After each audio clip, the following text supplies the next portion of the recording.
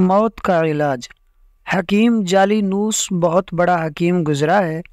اس کے سینکڑوں شاگرد تھے جنہیں وہ طب کی تعلیم دیا کرتا تھا۔ دنیا کے دستور کے مطابق حکیم جالینوس کا بھی آخری وقت آن پہنچا۔ جالینوس کے تمام شاگرد اس کے سامنے ہاتھ باندھے کھڑے ہوئے تھے۔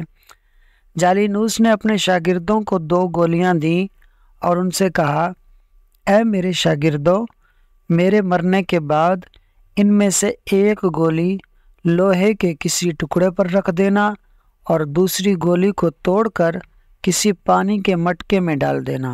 اس کے بعد حکیم جالینوس مر گیا۔ اس کی وصیت کے مطابق اس کے شاگردوں نے وہ عمل کیا جس کی وصیت حکیم جالینوس نے کی تھی۔ ایک گولی کو لوہے کے ایک بڑے ٹکڑے پر رکھا گیا تو وہ لوہا پگھلنے لگا، اور جس گولی کو پانی کے مٹکے میں ڈالنا تھا، جب اس گولی کو توڑ کر پانی کے مٹکے میں ڈالا گیا تو وہ پانی منجمد ہو کر پتھر بن گیا۔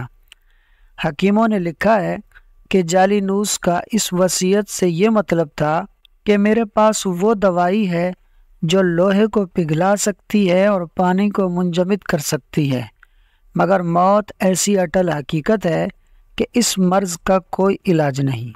سبق: اسی لیے نیک لوگ ہمیں بتاتے ہیں، اے دھوکے میں آئے ہوئے انسان، جلد اپنے گناہوں سے توبہ کر لے، کیونکہ موت ضرور آئے گی۔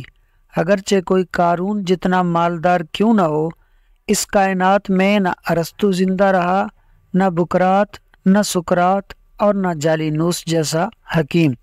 لہٰذا اے لوگو، مرنے سے پہلے مرنے کی تیاری کر لو اور آخرت کے لیے جمع پونجی تیار کر لو۔ اور دوستو، اگر ویڈیو اچھی لگی ہو تو ویڈیو کو لائک اور شیئر کر دیں، اور مزید ایسی دلچسپ اور معلوماتی ویڈیوز کو دیکھنے کے لیے ہمارے اس یوٹیوب چینل فاز سنو کو سبسکرائب کر لیں۔ شکریہ۔